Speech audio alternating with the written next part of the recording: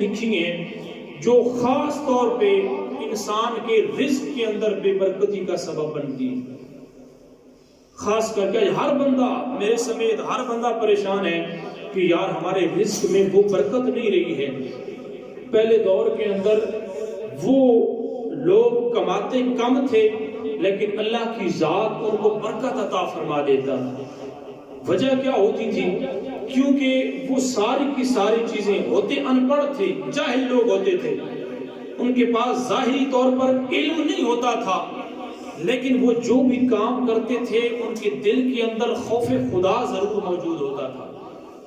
لیکن آج کل کے دور کے اندر ہم لوگ پڑھے لکھے بڑے ہیں، ڈگریاں ہاتھوں میں ہیں، لیکن خوف خدا ہمارے دل کے اندر موجود نہیں ہے، جس کی وجہ سے ہم کما زیادہ رہے ہیں لیکن اس کے باوجود ہمارے رزق کے اندر برکت کیوں نہیں ہے؟ تو علماء نے خاص طور پر وہ چیزیں ذکر کی ہیں. سب سے پہلی چیز، جو بندہ جوتے پہن کر کھانا کھاتا ہے. آج ہمارا ہر شادی بیاہ کے اندر جوتے ہم نے پہنے ہوتے ہیں، بلکہ گھروں کے اندر بھی ڈائننگ ٹیبل لگے ہوئی ہیں، ہم نے جوتے پہن کر کھانا کھانا ہے. تو یہ رزق کے اندر بے برکتی کا سب سے بڑا سبب ہے. انتہائی توجہ کے ساتھ سنیے گا، ہمارے ہر گھر میں یہی طریقہ ہے، یہی رواج اپنایا جاتا ہے. آج کل کے دور کے اندر جوتے پہن کے کھانا کھانا، انسان کے رزق سے برکت کو اٹھا لیا جاتا ہے. پھر کھڑے ہو کر کھانا کھانا، شادی بیاہ میں اکثر ہر جگہ تقریباً کھڑے ہو کر کھانا کھانے کا رواج یہ آج عام ہے. جوتے پہن کر کھانا کھانا، کھڑے ہو کر کھانا کھانا، اس سے بھی اللہ کی ذات بندے کے رزق سے برکت کو اٹھا لیتا ہے. بیت الخلاء میں ننگے سر جانا، ہر بندہ سوائے جس بندے کی عادت ہو ٹوپی پہننے کی یا امامہ شریف باندھنے کی، تو وہ بندہ جائے گا بیت الخلاء میں ٹوپی پہن کر یا امامہ پہن کر، ورنہ ہر بندہ ننگے سر جاتا ہے. یہ بھی انسان کے رزق سے برکت کو اٹھانے کا ایک بہت بڑا سبب ہے. چوتھی چیز، مہمان آ جائے تو مہمان کے آنے پر اس کو اللہ کی رحمت سمجھنے کے بجائے انسان کا منہ بسورنا. انسان کے اندر سے یہ تکلیف ہوتی ہے، یار یہ کیسا آ گیا ہے، ابھی ہمارا جو ہے وہ خرچہ ہو جائے گا.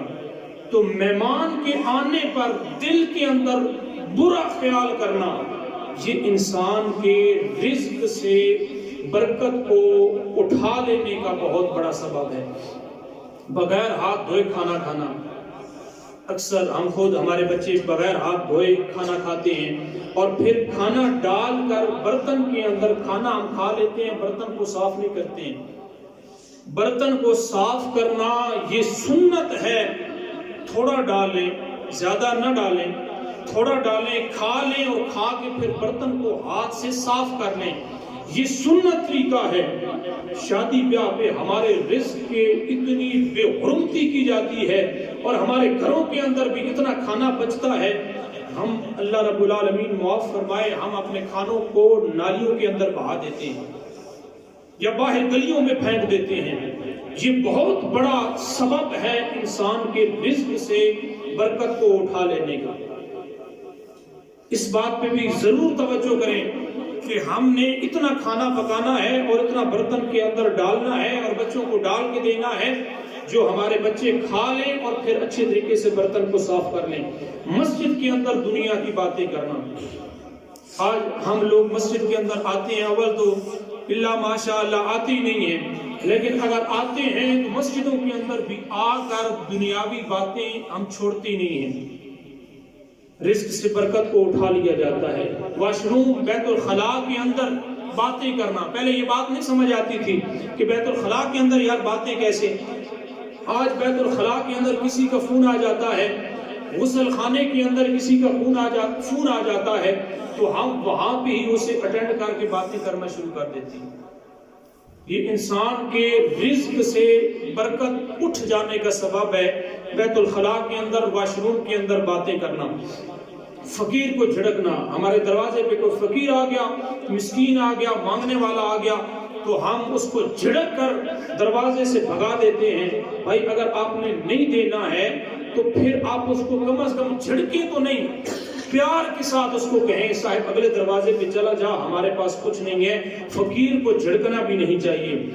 پھر مغرب کی نماز کے بعد بغیر عذر کے سونا، اگر کوئی بندہ بیمار ہے تو ٹھیک ہے، اس کے پاس عذر ہے، وہ سو سکتا ہے، لیکن جس کے پاس عذر نہیں ہے، بیمار نہیں ہے، بعض بندوں کی عادت ہوتی ہے مغرب کے بعد سونا، تو علماء نے فقہاء نے یہ لکھا ہے کہ یہ بھی بے برکتی کا سبب ہے جو بندہ مغرب کے بعد سو جاتا ہے۔ فرض نماز کو قضا کرنا بہت بڑی نحوست ہے، جان بوجھ کے چھوڑ دینا یہ تو کفر ہے، جو بندہ جان بوجھ کے نماز چھوڑ دے، اور ہم تو خیر چھوڑتی جان بوجھ کے ہیں، پوری پڑھتی کوئی نہیں ہے، لیکن یہ بھی انسان کے رزق سے برکت کو اٹھانے والا سبب ہے۔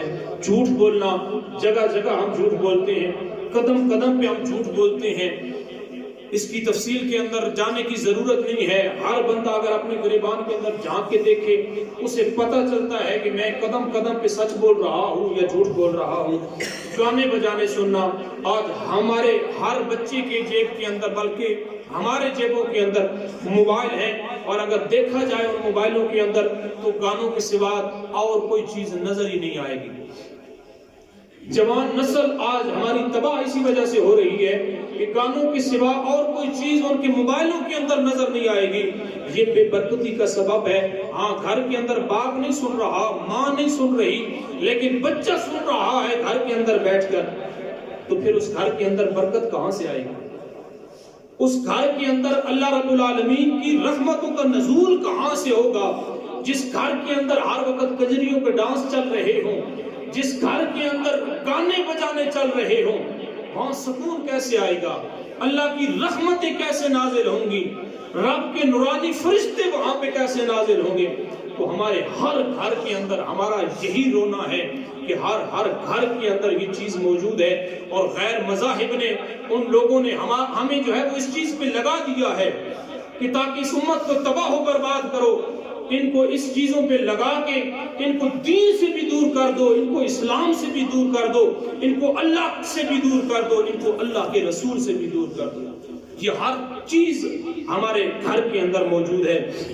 اولاد کو ہر وقت برا بھلا کہنا، ہر وقت جو بندہ ہر وقت اپنی اولاد کو ڈانٹتا رہتا ہے، قرآن مجید فرقان حمید کو بے وضو چھونا، یہ بھی بے برکتی کا سبب ہے۔ اپنی نظروں کی حفاظت نہ کرنا، چلتے ہوئے جاتے ہوئے غیر محرموں کی طرف دیکھنا، یہ بھی بے برکتی کا سبب ہے۔ اور اپنے اہل و عیال سے لڑتے رہنا، جھگڑتے رہنا، کبھی اپنی بیوی سے جھگڑ رہا ہے، کبھی اپنے بچے سے جھگڑ رہا ہے، کبھی بھائی سے جھگڑ رہا ہے، کبھی بہن سے